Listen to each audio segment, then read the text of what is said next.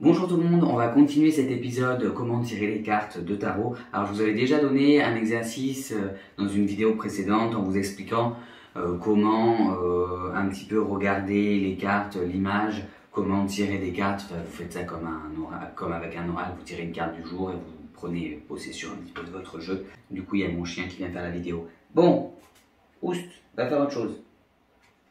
Non, elle veut pas je crois. Bon, elle sera là du coup. Alors, je vais vous donner les grandes lignes des cartes. Alors, c'est vraiment les lignes générales, sachant que dans chaque tarot, il peut y avoir des énergies différentes, des petits points différents.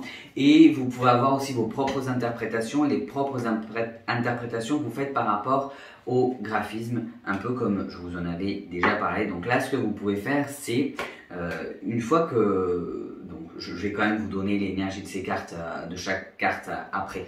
Mais... ce que vous pouvez faire, c'est prendre votre carte, si vraiment vous voulez aller à fond, et vous allez regarder ce qu'il y a, enfin l'énergie en grande ligne de cette carte. Après, vous allez aller regarder ce qui est écrit dans le livre qui accompagne vos tarots, si vous en avez un, normalement il y en a toujours un.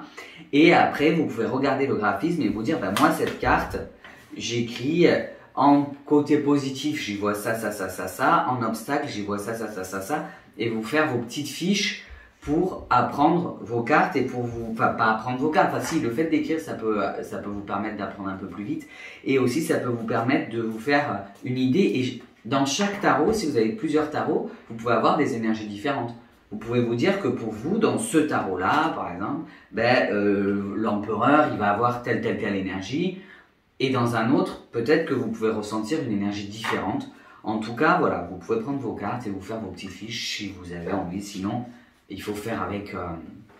là, c'est vraiment si on est très scolaire, mais en vrai, après, il faut décrocher.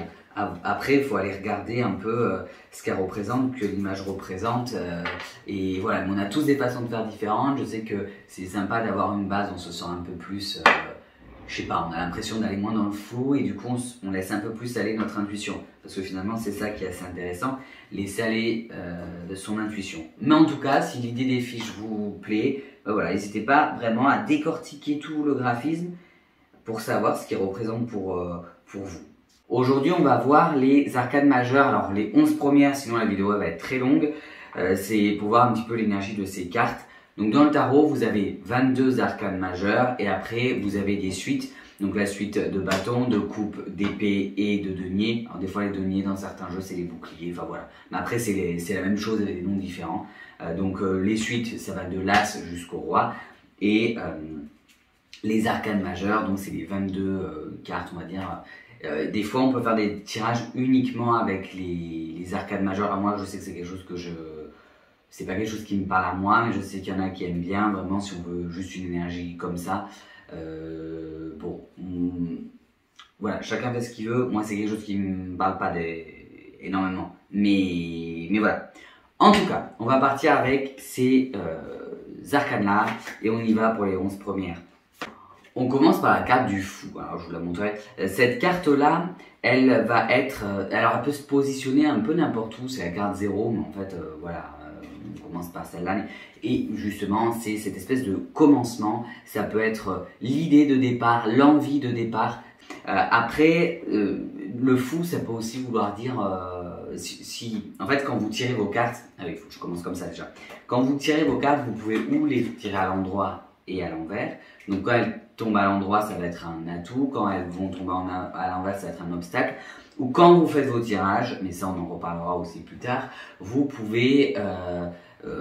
pareil, quand vous tirez vos cartes, vous positionnez cette carte, ça sera un atout, cette carte, ça sera un blocage ou une difficulté à passer. Et selon comment elle va tomber, vous allez pouvoir vous faire une idée. Parce que le fou, ça peut être cet élan d'aller en avant, mais ça peut être aussi partir dans tous les sens et ne plus aller nulle part, ou ce côté fou dans le sens aliénation. Enfin, aliénation, j'aime pas ce mot parce que quand on a nos aliénations, il y a toujours une raison. Donc, c'est que... voilà. Donc, ça peut être dans le côté obstacle, ça peut être de l'insouciance, un peu de la naïveté, ce côté un petit peu trop jeune. Au lieu d'aller tout de suite vers la folie, l'aliénation et tout ça, ça peut être cette douce folie, entre guillemets, quand on est trop naïf, trop insouciant, trop, pas un peu, enfin vous voyez ce que je voulais dire, pas assez les pieds sur terre pour avancer, quoi. Et dans le côté positif, donc c'est le début de quelque chose, le début d'une idée, cette énergie d'aller de l'avant. Ça peut être un esprit de liberté, une envie de liberté, mais plutôt incarné là pour le coup. C'est voilà, ce côté un petit peu pétillant, un petit peu les joyeux fous, enfin les joyeux fous, vous voyez ce que je veux dire, quand on est très pétillant, plein de vie, plein de machin et qu'on avance, ces espèces de fous là qui arrivent à faire les choses, vous voyez. Voilà pour cette carte. Le magicien, alors c'est la carte numéro 1, vu que le fou était la carte numéro 0. Le magicien, il va représenter, d'ailleurs là sur la carte on le voit, hein, il a tous les éléments avec lui, il a le bâton, l'épée, la coupe, le denier, et il a l'air assez conquérant, donc il a toutes les cartes en main pour réussir, il a tout dans son sac à dos en fait pour pouvoir faire ce qu'il a envie de faire. Donc elle va représenter la créativité, l'éloquence, la magie, c'est vraiment quelque chose de positif. Après, en sens inverse, en obstacle, ça peut être que on ne met pas tous nos talents en œuvre, ou on n'est pas conscient de tous nos talents, ou on a tendance à, j'allais dire, un peu mentir ou mal user de nos dons, voilà, ou de nos talents. En gros, pour faire simple, souvent, tout ce qui va être positif, quand vous allez l'avoir en négatif, ça va être l'inverse. Donc en gros, vous avez toutes les cartes en main, il y a toujours des nuances. Par exemple, le côté positif, vous avez toutes les cartes en main pour réussir. Le côté négatif, est-ce que vous êtes capable d'utiliser tous vos outils, parce que ça peut être ça, ou est-ce qu'il vous manque des outils? Mais l'interprétation dans les tirages, c'est pour ça que c'est dur de se tirer les cartes à soi-même, parce que des fois, quand on manque de confiance en soi, si on tombe sur le magicien en obstacle par exemple, on va avoir tendance à se dire « Ah oui, j'ai pas toutes les compétences pour y arriver ». Alors qu'en fait, s'il faut, le problème, ça va être cet état de pensée qui fait qu'on n'utilise pas nos capacités parce qu'on n'est même pas au courant qu'on les a, et voilà, ça peut être ça. Donc il faut faire attention, ça peut être un peu, il vous manque peut-être un peu de formation. D'ailleurs, c'est pour ça que c'est intéressant de regarder les cartes autour dans le tarot, et que c'est pas mal. Ça peut être, on manque de confiance en soi, genre on est un peu en mode auto-sabotage, ou ça peut être, il nous manque peut-être quelques compétences et qu'il faut aller chercher. Mais voilà, attention dans vos tirages. Voilà un peu pour l'énergie de ce magicien. Je donne les grosses énergies, après vous pouvez continuer à aller chercher. Selon les jeux, il y a des choses différentes, selon les interprétations de chacun, il y a des choses différentes et des nuances particulières. La grande prêtresse. Alors, il y a cette notion de... Elle me fait penser, vous savez, en lithothérapie, à la pierre de lune. Parce qu'il y a cette notion de douceur, de féminité, de connaissance, de secret, dans le sens des savoirs inconnus un petit peu, enfin, une intuition, voilà, de ce côté intuitif. En négatif, ça peut être des secrets des secrets là pour le coup qui sont pas révélés, des secrets ou qu'on se ment, ou des choses dans l'entourage qui sont pas forcément dites, des connaissances un peu superficielles sur un sujet, voilà, un peu superficialité dans certaines connaissances ou certains savoirs. Mais sinon, pour moi, cette carte, elle va représenter, si vraiment on doit se prendre un mot-clé, ça sera le côté intuitif et voilà, ce côté intuitif très, très féminin. Le 3, donc l'impératrice, là on le voit, elle porte, elles sont souvent représentées assises, tranquilles. Elles vont représenter tout ce qui est la grossesse. Si vous devez schématiser, alors la grossesse, mais ça peut être la grossesse d'un projet.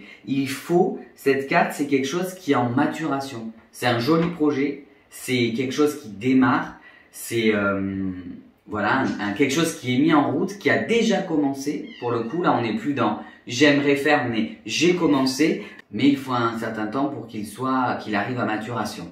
Il y a aussi le côté soin, bonheur, amour, voilà, ce côté un peu maternel. Et à l'inverse, ça peut aussi, donc si c'est en blocage, représenter un ralentissement quand toute la situation est un peu bloquée. Ça peut représenter de la dépendance, ce côté se sentir asphyxié. Sinon, faut penser aux impératrices coincées dans leur château. Voilà. En fait, ça peut vraiment être les deux. Ou le côté très épanoui, donc dans l'amour, dans le soin, il y a ce projet, il y a cet esprit créatif, un peu tout ça, très positif. Ou l'inverse, s'imaginer cette espèce d'impératrice coincée dans son château qui asphyxie et qui est dans les blocages, dans la dépendance d'autrui. Voilà, voilà, si on doit s'imaginer, il y a ça qui est pas mal. L'empereur.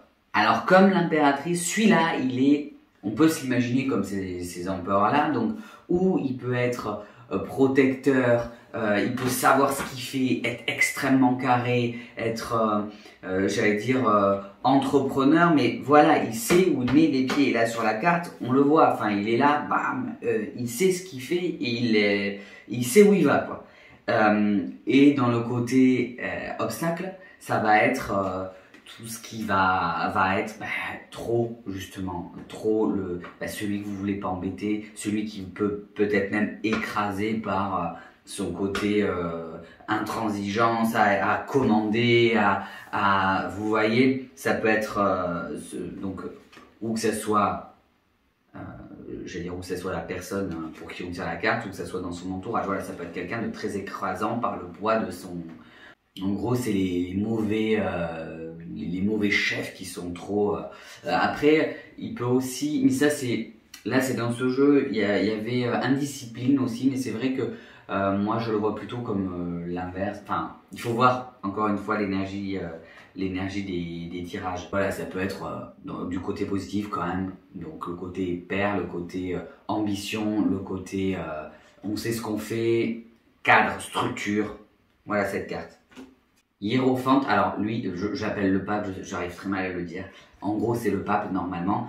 Là, on le voit sur la carte, il est en train d'apprendre à ses élèves et c'est ça. En fait, ça va être quelqu'un qui a le savoir, c'est avoir les connaissances et cette notion un peu aussi de transmission. Ça peut représenter des valeurs aussi, des conseils. Alors l'enseignement, c'est qu'on le reçoit ou qu'on le donne. Dans le côté négatif, il faut le voir encore une fois comme s'imaginer, ça peut être justement des idées trop fermées, une ouverture d'esprit qui n'est pas forcément présente, la répression, de l'intolérance, un peu d'obscurantisme, voilà. Les amants, les amoureux. Cette carte, elle va représenter, voilà, tout ce qui est lien avec une personne. Alors, c'est pas forcément de l'amour comme un couple, ça peut être aussi une très très bonne association. C'est vraiment, j'allais dire ce côté passionnel, mais pas forcément parce que la passion, ça peut s'éteindre. Là, c'est plus fort que ça. C'est vraiment quelque chose où on a trouvé quelqu'un, que ce soit un partenaire dans la vie, un ami avec qui on va faire des choses. C'est pas une relation ou une association qui va être vide de sens. C'est vraiment pour mettre en place des choses qui sont, je veux dire, presque importantes dans notre chemin de vie. Donc en gros, c'est une bonne association et cette envie d'aller vers ce genre de choses. Et à l'inverse, du côté négatif, ça peut être la peur de l'engagement, une association qui est pas super, mais il y a surtout cette peur moi c'est un peu ce que je vois, cette peur de s'engager, de faire les choses et d'aller de l'avant. Et ça peut être aussi de l'obsession, ou pour quelqu'un mais que ça va un peu trop loin, ou de la jalousie, du manque de confiance et tout ce qui fait que en fait on n'a pas envie d'aller vers ce genre de choses. Donc là aussi à voir où est positionnée cette carte. Le chariot, alors c'est une carte qui va très vite. Souvent cette carte il va y avoir un chariot qui va être tiré par deux animaux, un cheval, voilà, c'est des espèces de dragons, et il va y en avoir un blanc, un noir, et voilà, pour mettre aussi ce côté, ça peut être une opposition, mais ça va être plus dans le côté négatif. Sinon, le chariot, ça va être aller en avant, quelque chose de dynamique, on y va en fait, quand on est dans le chariot, on y va, c'est bon, on est sur ces espèces de rails et c'est ok, on est sur ce bon chemin. Donc il y a vraiment cette notion de dynamisme, de contrôle aussi, parce qu'on contrôle sa monture, d'ambition, on a envie d'y aller, de victoire, on va y arriver. Hein. Et à l'inverse, bon, bah, ça peut être un projet qui va stagner. Il faut s'imaginer la roue du carrosse qui tombe en panne, quoi. Ça peut être un projet qui va stagner quand on ne sait pas vers quel chemin aller, qui est représenté par les deux animaux qui tirent le chariot, qui sont en opposition. Donc voilà, ne pas savoir où on va, des retards, voilà, ce manque d'envie pour faire quelque chose qui nous fait stagner, en fait, tout ce qui peut arrêter le chariot. La force. Alors cette carte, souvent, alors la force, ça va être surtout la force mentale. Là, on le voit, souvent il y a un lion sur cette carte. Là, c'est un dragon. Souvent, il y a de la douceur en fait. C'est pas avec la force que la fille là, elle va arrêter son dragon. C'est pas avec la force qu'on va le stopper. Et c'est plus une force intérieure que la force physique pure et dure. Donc, elle va représenter la bonté, la patience, la compassion, cette force, tout ce qu'on peut. Il faut s'imaginer ça en fait. Qu'est-ce qu'il faudrait pour aller dresser un lion sauvage? Est-ce qu'on va aller lui taper dessus? Non, en fait, on va essayer de comprendre. On va essayer de comprendre comment il agit. On va essayer d'être posé, d'être doux, d'être dans la bienveillance et pour il y a cette espèce de force là, cette force de la douceur, ou au contraire de trop d'autorité et du coup ça ne marche pas. Voilà, ça va être ça en fait. Il faut vraiment s'imaginer si on devait dresser un animal un peu sauvage, qu'est-ce qui serait positif pour aller le dompter, toutes ces qualités là, voilà, cette patience, cette bienveillance positive. Et le côté négatif, c'est l'inverse, hein, l'autoritarisme, la peur de l'animal qui nous empêche d'avancer et tout ce genre de choses. L'ermite.